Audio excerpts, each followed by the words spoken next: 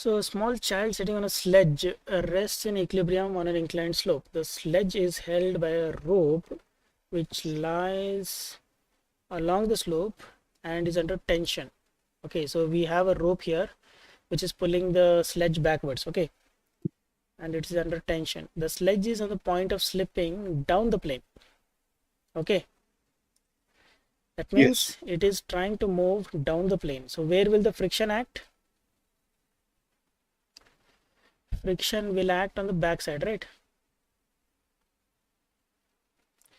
This will be the normal reaction. Friction will act backside, and it is on the point of slipping. That means this friction force will be mu times r. Modeling the child and sledge as a particle and the rope as a light inextensible string, calculate the tension in the rope. So we are supposed to find the tension of the string.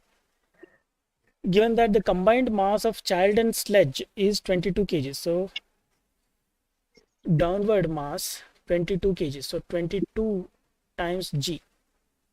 22 times g is the combined weight of both these objects, the child and the sledge.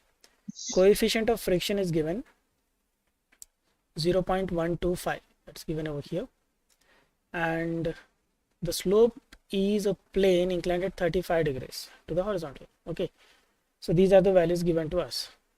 Ready? Yes. So this, let me take a different color. This is our y-axis, this is our x-axis. Okay, so x-axis and y-axis. So this angle will be 35 degrees. Okay, Yes. that angle will be 35 degrees. Remaining are either parallel to the slope or perpendicular to it. So let us start. First, let us go with x components, or let's go with y components first, because we are supposed to find reaction first. So r is acting in positive y direction, so positive. Then 22g component is cos 35. This one is acting in negative y direction, so that is negative. So this total should be 0 because all other forces are parallel to x-axis. So r, we will get it as 22g cos 35. So let's find this. 22 into g is 9.81 into cos 35. So we're getting 176.79 in newtons. So this is the value of r. Then we have to take sigma x, all the x components of the forces. Let's take them. So mu into r, mu is given 0.125, so 0.125 times r. This is in positive x direction. Tension is also in positive x direction. Component of 22g will act opposite to x direction, so minus 22g, and component is sine of 35. So 1, 2, 3, these three forces we have taken, so total should be 0. So here we know the value of r, so substitute the value of r.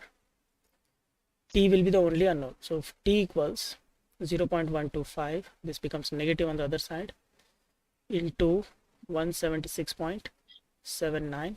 This one becomes positive, 22g sine 35. So what do we get?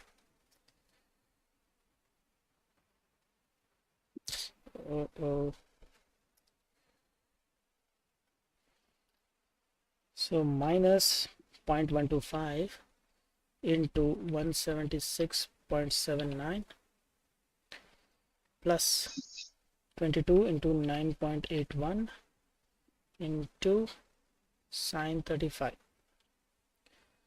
So 101.69. Correct? Yes. So this is the value of tension in the rope. Okay. Yes. So that's it.